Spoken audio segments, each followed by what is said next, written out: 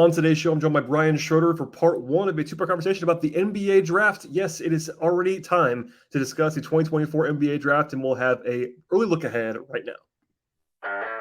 You are Locked On Hawks, your daily Atlanta Hawks podcast. Part of the Locked On Podcast Network. Your team every day.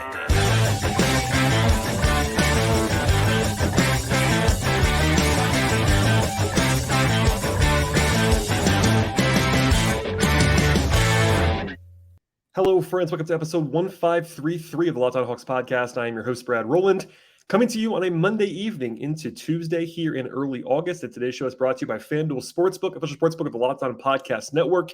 Visit FanDuel.com/LockedOn right now to get started. I should also tell you at the top of the podcast to make us your first listen each and every day. Please subscribe and check us out anywhere you get your podcasts, places like Apple Podcasts, Spotify, YouTube on the video side, and more. And as I said on the little teaser of today's episode, I'll be joined by Brian Schroeder, NBA draft expert. He's been on this podcast many times, and it's never too early to talk about the next upcoming cycle in the NBA draft.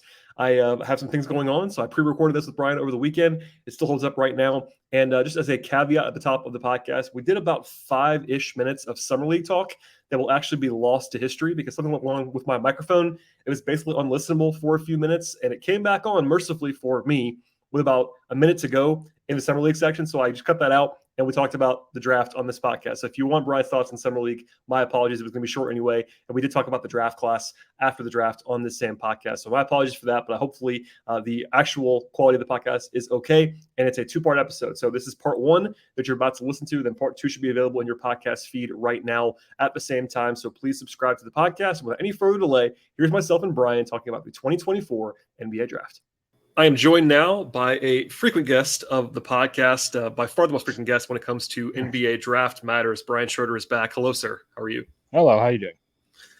I'm living the dream. It is August for the most part, and maybe something will happen between this recording and when it goes live. But for the most part, it's kind of the dead zone in full effect. And I was thinking, what? Yeah, I was thinking, it's probably time for 2024 NBA draft a little bit. Obviously, I will fully admit right now at the top, I am not caught up. So I know that you're way ahead of me on the 2024 class, which is why I'm asking you, an expert, to come on the podcast.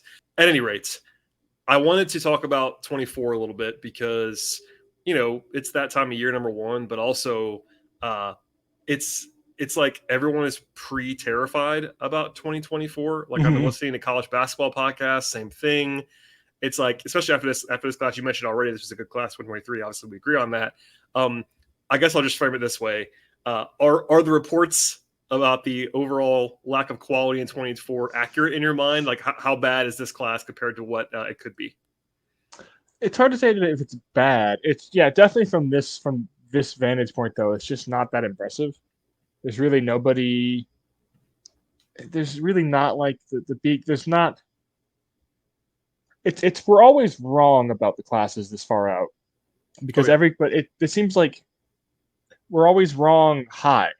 Like even this year, it was a very good class. It's probably not going to be the 2003 draft. Like, there's only one of those every 15 or so years. Maybe we'll say between 8 and 15 years is one of those.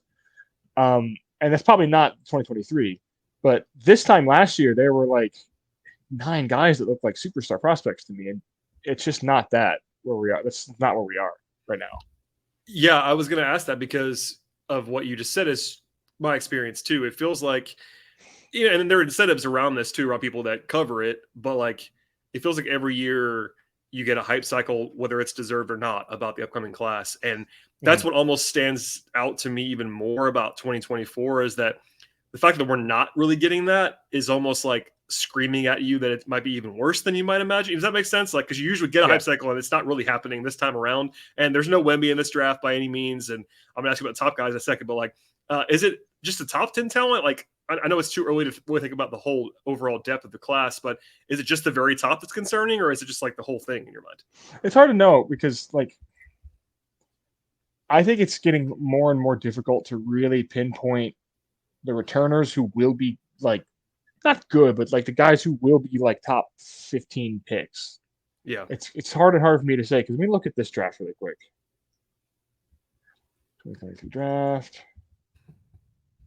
Because, like, yeah, well, first off, there were almost no returners who were, and like, Yes. top level. Like, Jordan Hawkins was a guy I think was relatively easy to pinpoint. Jaquez, I definitely assumed would be drafted, like Pajemski, Chris Murray, Omax, Prosper, Ben Shepard, Sasser, Strother, Kobe Brown. I would have guessed maybe 3 of those guys would have been first round picks. I probably would have guessed Strother, Sasser, Chris Murray. And Strother was like the I one that was guessed. actually kind of a surprise that he went in the first round. So yeah, that was a little high. By the time we actually got there, I mean. And like Omax was a guy I was into. I was intrigued by for sure. Right. But like yeah, I'm not that I don't know. It's hard to say because like we're prioritizing age and upside more and more with the draft. So I always caution against people. I always tell our mutual friend Ricky to stop. Like, he doesn't do it as much as he used to. I used to do this all the time too. But having like a first round mock a year out that's got like 25 freshmen in it, it's like that doesn't happen.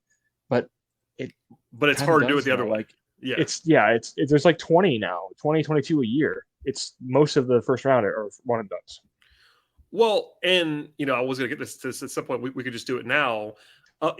I've generally seen there's a couple of returners who I have seen, and everyone acknowledges these are really, really too early in terms of mocks. But like, you see Filipowski, who I think would have been a first round pick if he came out last year. He's up there. Donovan Klingen's on the list that I've seen, like from UConn, as he steps into a bigger role there after the big year last year.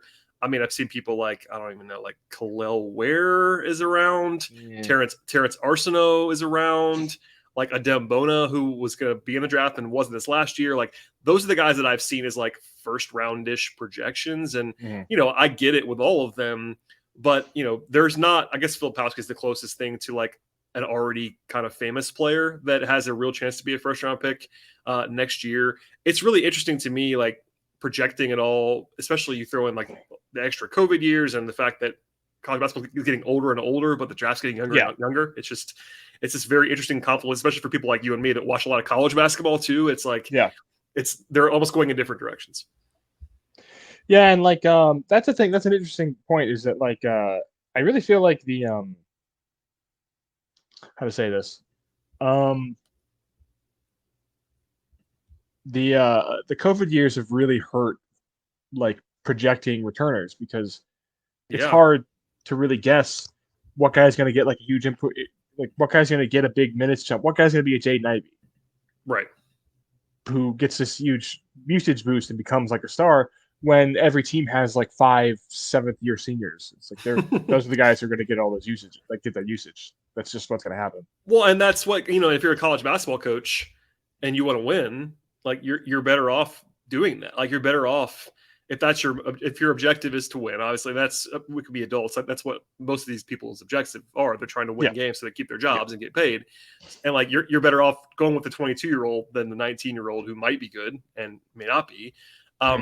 So I feel like, we just talked around it, but there's almost certainly going to be 4, 5, 6 returners that are going to jump up, and trying to figure who that is difficult. Like I was going to ask you who you think could be lottery picks that are returning college players. I guess we'll just start there. Like, is there anybody that's out to you that could be? I mean, I think again, the guys that I keep seeing up there, not from you necessarily, but are like Filipowski and Klingen, but they're bigs, and like they can go either way. So I wonder what you like. Who are your top returners? Today's show is brought to you by FanDuel. Football season is, of course, about to kick off. FanDuel is going to give you the chance to win all season long. Because right now, when you bet on the Super Bowl winner at FanDuel, you can get bonus bets every single time they win during the regular season. Pick any team that you want to win the Super Bowl. You'll get bonus bets for each and every victory. Then you can use your bonus bets on point spreads, player props, over-unders, and much more. The FanDuel app is also safe and secure. They have all kinds of different betting angles for you to choose from, everything, honestly, that you want to in the betting space. The FanDuel app is the place to find all of that to cover the entire range of sports: NFL, college football, NBA, WNBA, MLB, college basketball, golf, tennis, soccer, auto racing, all of that and more is at FanDuel. And there's no better place in the world to bet on football and basketball action than America's #1 sportsbook. Visit FanDuel.com/lockedon right now and start earning bonus bets immediately. That is FanDuel.com/lockedon. Check out FanDuel today. I feel Klingon is a pretty good bet. This is like a big goofy white boy draft because Klingon will be in there. It is. Filipowski, Micah Handlogton from Florida, Ryan Kalkbrenner is back at school. And he's good. Ben Gold at Marquette is a big goofy guy. Zvonimir Ivicic is going to Kentucky. He's a big goofball. Ade Mara. I mean, these are not white Ivicic is, but Ade Mara is 7'2". He's very good. But Klingon is a returner who I think will be like a top 20 pick. He seems like especially in the wake of Walker Kessler, he seems like a guy who's just gonna get that. Like people are just gonna accept that this guy is just like a good rim protector and drop. Well, he's already getting. I mean, I saw him play I think 3 or 4 times in the tournament. He was already getting it then to the point where like I was almost surprised he came back. Only because I think he would have gone in the first round if he left. I think so. There was buzz there, and usually if a guy's going to go there, they go, and he didn't. And I think maybe he was hearing like, "Hey, you could be a lottery pick next year if you come back." I think he probably can. Yeah. As far as like wing players, the only guy I have in like my top 3 tiers is Riley Kugel at Florida, and that's more like projection. Because I think he might have a big jump. But then there's like Kevin McCullough from Kansas will probably be drafted. Josiah Jordan James, Terrence Shannon. These are guys who fill NBA roles. They could be drafted. Maybe Rytis Petritis from Air Force. I don't know. He's got to actually hit shots, but he's like a potential shooter, and he's a 6'7" guy, draws a lot of fouls. Dylan Jones at Weber State.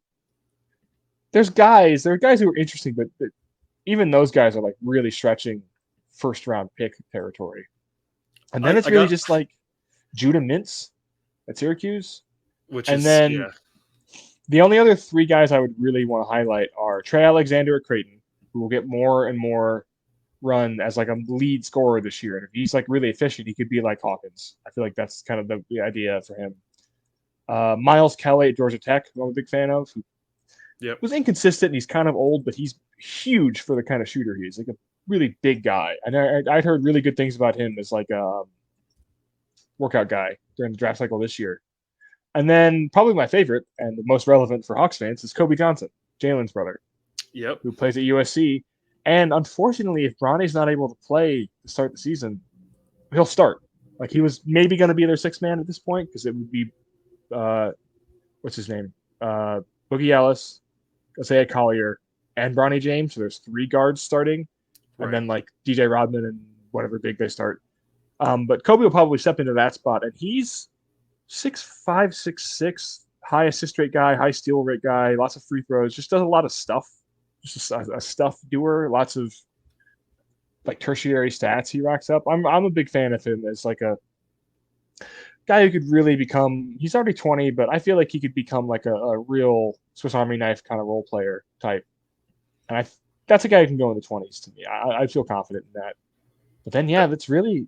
I mean, there's really a lot of people still relate Tyrese Proctor from Duke, and I think he had flashes, but I don't know. He's just not physical at all for the kind of player he is. And then everyone else after him is like backup point guards: Jamal Shedd, Reese Beekman, Bruce Thornton, Jaden Bradley, Tyrese Hunter, all those guys. Walter Clayton from Florida, another Florida guy.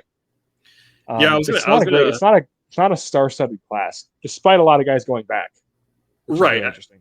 I had seen. I think it might have been ESPN, one of the mainstream kind of what had Proctor as a lottery pick, and I was I kind of get it. He's a more prominent returning guy, and if you're just trying to do that, like he's on my. I mean, Beekman I've always kind of liked, but not in a terribly inspiring way, if that makes sense.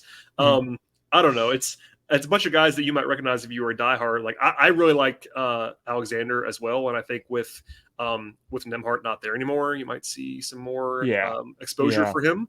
That could be interesting. By the way, I have to admit, I forgot Terrence Shannon was back in college again. Isn't he 23 or 4? Like I can't believe he's coming back again. He will be 24 after next draft. So he's 23 right now. Because he was like, I think everyone thought he was going to stay in the draft this year, and then he didn't, which I now remember as we're talking. But anyway, that's a guy that I kind of had forgotten about, but is always kind of on the periphery of things. The problem with him is I think he's been draftable for a while, but he hasn't been drafted. So like at a certain point, there's a reason for that. Well, yeah, and also if every year you get feedback that you might go, in the 50s or something, like I can see trying to push it back, especially with NIL. I'm sure he's making a bunch of money in college. That's the biggest reason I would say. I mean, unless you're a clear top 40 pick, and you know it does make sense to go back in general. And that's one of the things that I think people like are paying attention closely to the stuff, understand, but it's not, the bigs get the focus. So for instance, like Filipowski, I'm very sure is making a pile of money to come back to Duke this year. Yeah. And he should.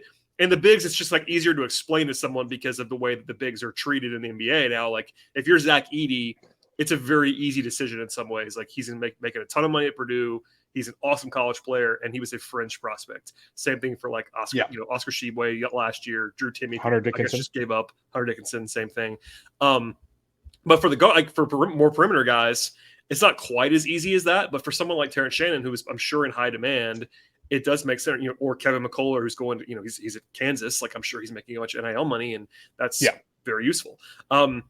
So I mean, I guess transitioning from that, we should talk about the top a little bit, just because the returners are the guys people already know that are not diehard, digging into this stuff. But the top of the class guys, like I would describe as not famous compared to most. Most years, there's always like a guy or two that like even a casual fan knows. Like people knew who Wemby was last year or Scoot was last year, even before they had their showdown in October or whatever it was.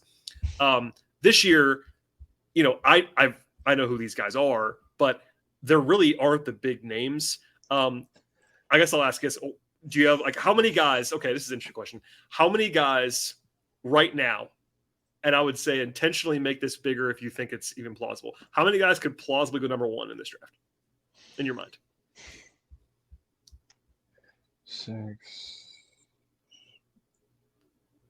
I mean, because it's always interesting. Like, usually, there you go. So usually it's kind of a small number within reason, and that's a big number. I know it's early in August, but that's a fairly big number in my mind. Does that make sense? I mean, maybe I'm. I mean, I would put strong money on one of the main 3 guys. Which are who, by the way? I think I know who you're talking about, but just lay them out. Ron Holland, Modest Buzelis, and Isaiah Collier. Okay. And then I also have DJ Wagner and Ade Mara in that tier. But I could see a guy like Alex Sarr who's playing it. Well, see, he's playing in the NBL though. He was at OTE, now he's at the NBL. Him or possibly someone like Stephon Castle getting that if they have like the right kind of year. But yeah, it's tough because the thing about this class is these, aside from Holland, none of these guys are like super athletes either. Yeah. So like it's hard. It's really hard. Like Justin Edwards is going to get a lot of lottery buzz at the start of the year. I don't think he's very good because he's reasonably athletic and like is okay. Like he's okay at basketball. He's turns 20 right after the season starts. And he's just kind of like a power swing scorer. He doesn't do much else, which is like, I don't know, not the most exciting kind of player to me. No. Okay. So, and I know Ron Holland. Let's just start with Ron Holland. Ron Holland is really young. I think he's 17 right now, I believe. He turns 19 after the draft. So yeah, he's very young. He just turned 18. Just turned 18. Okay. And he's going. It's funny. Holland and Buzelis are both going to G League Ignite, so we're going to do a whole other cycle of this where most people are not going to watch the top 2 guys until the very. They end. might not watch. Izana Mansa is going there as well. He used to play OT. He had an excellent FIBA run this summer, so he might be a top 10 pick. So there's 3 top 10 picks, possible top 10 picks who are going to play at Ignite. Yeah. Just like this last year, if you throw in an OTE, of course, with the Thompsons. But okay, so. For people that have, I will again admit, I've only seen the kind of top guy, the very top guys in terms of the freshmen and the returners. So give people the pitch on Ron Holland, because I think he, in reading a bunch of stuff, I think he's usually the number 1 guy on most people's board right now. It's more often than not. So he's probably people are going to be hearing about. So what's the sales pitch on Ron Holland?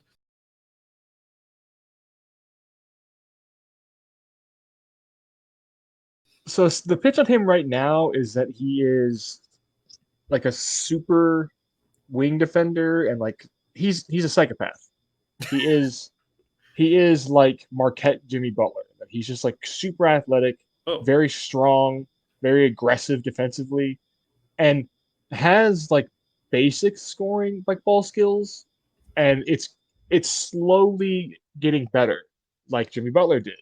So I think that's the idea of him if he's like a superstar player, is like just a super tough, crazy, like super high effort, crazy, aggressive two-way guy, which is like a top 5 pick, I would say, in most drafts. Right. Not usually the guy you would look at as the number 1 pick, but like somebody has to be the number 1 pick. And I feel like he is probably the highest trajectory.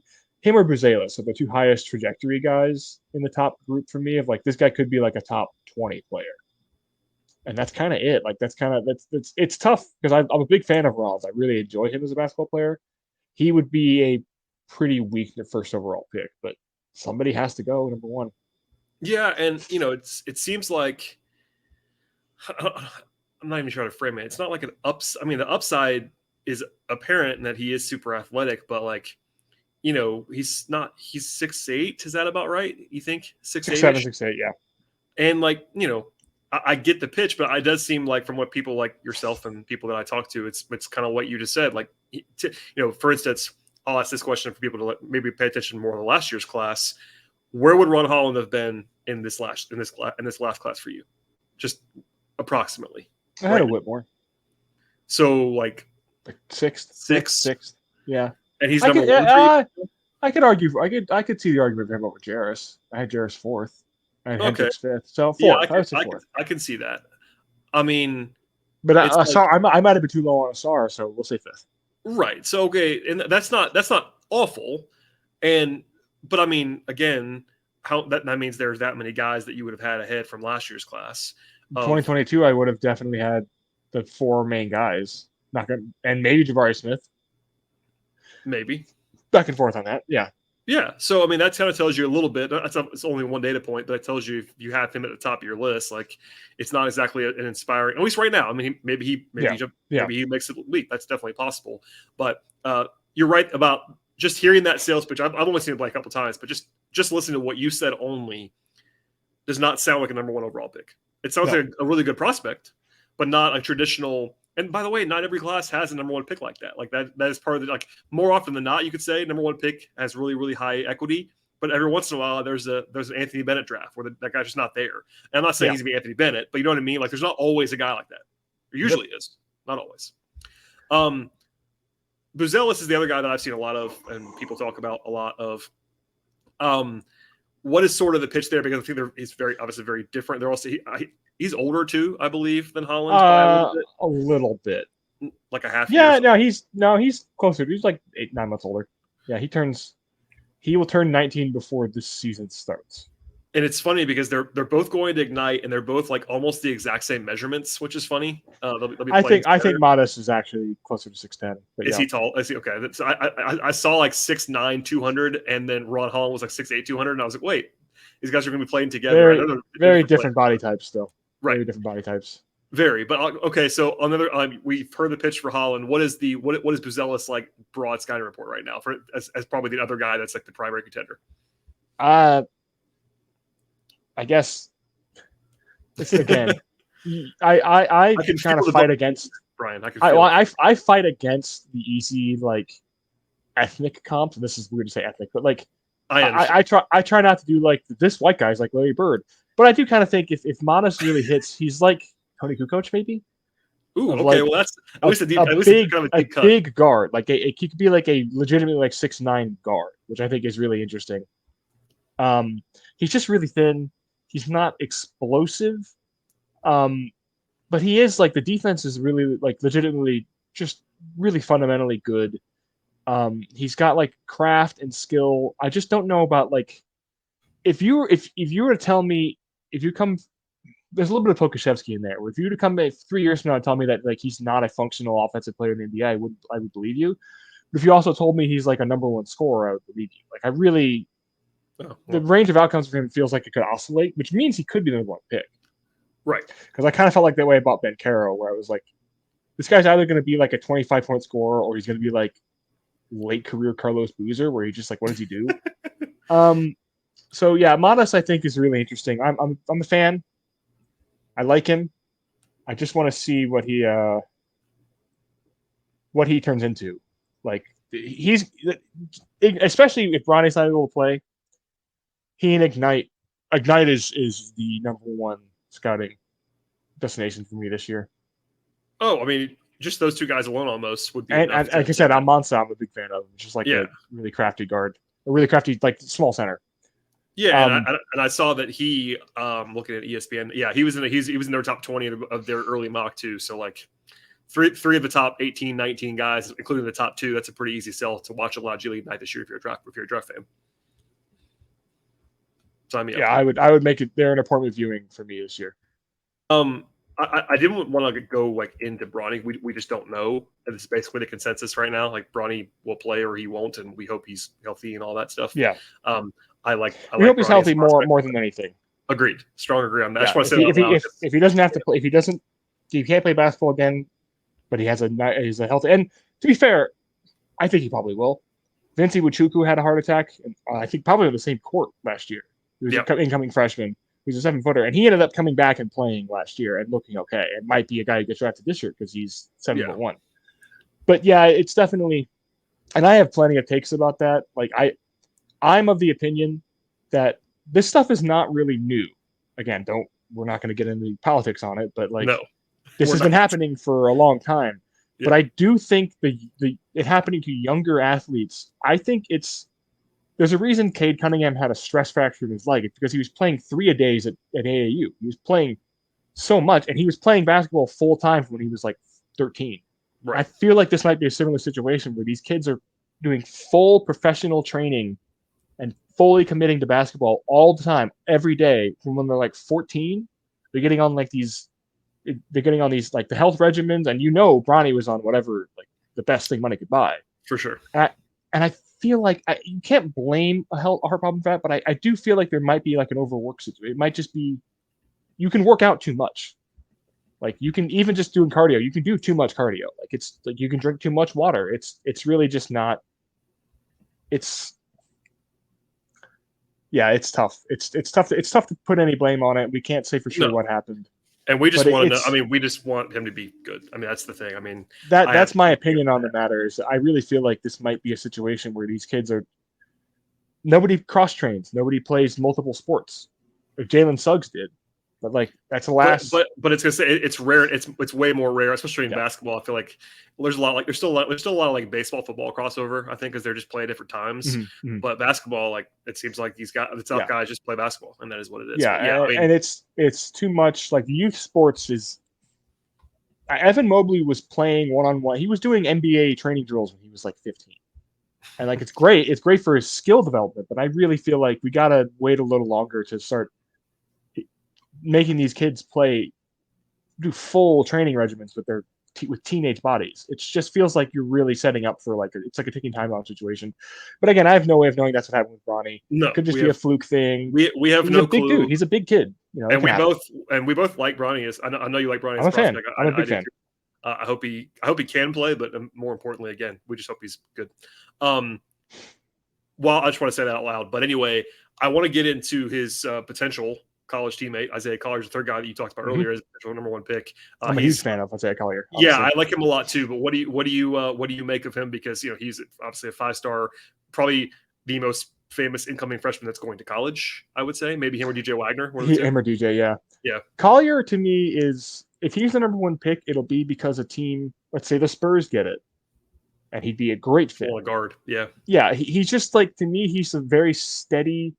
Like I think right now you can kind of pencil him in as like this guy will start at point guard for 10 years for somebody, but he may not ever be more than like, I don't want to say Mike Conley, but like Mike Conley, Terry Porter, Chauncey Billups. Mike Conley would be really good, just for the record. Yeah, like somewhere in that spectrum of like Conley, Terry Porter, Chauncey Billups of like a good starting point guard, but probably not a top 5 guard. You could argue Chauncey was there for a couple of those years in the 2000s, but like it's not like a superstar. Like Collier's a very good athlete. He's really strong. He just has that pace, though. He has that point guard ability, and just knows what he's doing at a really high level.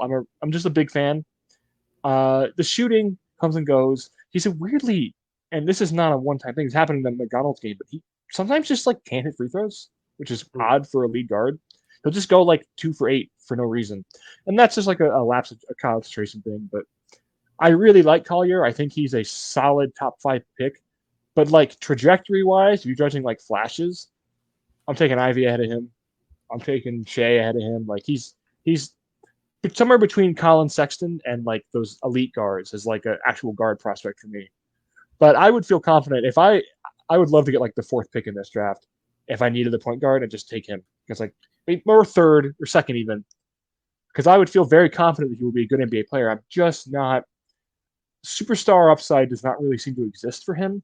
It's not a bad thing. In fact, that's a thing that's a lot of teams have tricked themselves into taking the wrong player at number 2 or number 3, not naming any names. For that same reason. Yeah. For that reason, because they think that we have to get a star. And it's like, if you get a good player, you get a good player. Like you can't push it. So at Collier, I'm going to be banging the drum on him all year as like a top level guy. I just don't know if like, I would even say I liked Trey. I saw the upside with Trey. I would say that Trey had more upside, and he's mostly hit that upside as like a star NBA player that Collier does. But I would say that even though I wasn't like a non-believer in Trey, I wasn't someone who thought he was going to be bad. No, there was still the chance. We were like, well, I don't know if this will work. Well, he had the weakness, the potential weaknesses. Where like it's kind of interesting because Trey. I know it's the Hawks podcast, so we'll just go into this for a second. Trey had the elite traits. Like everyone kind of knew Trey was an incredible passer, and like had that. If the shooting and like if it worked, it was going to work, kind of thing. Whereas I had somebody I won't say who, tell me that they thought basically if you had to pick one guy right now from this class to say he's going to be a good NBA player, it might be Collier. And that kind of makes sense. I mean, I'll take Ron or him. Yeah. Yeah. So it's really early, obviously, but he's 6'3", 6'4", I think. Is that right? From 6'3", yeah. And by the way, he's actually a local. He actually went to Wheeler, which is Jalen Brown and all those guys. It's a long line of players that have gone to Wheeler, but just Collier is. There's like a threshold for guard size, and he's at the Russell Westbrook size, 6'3", 190. He's at good point, very good point guard size. Yeah.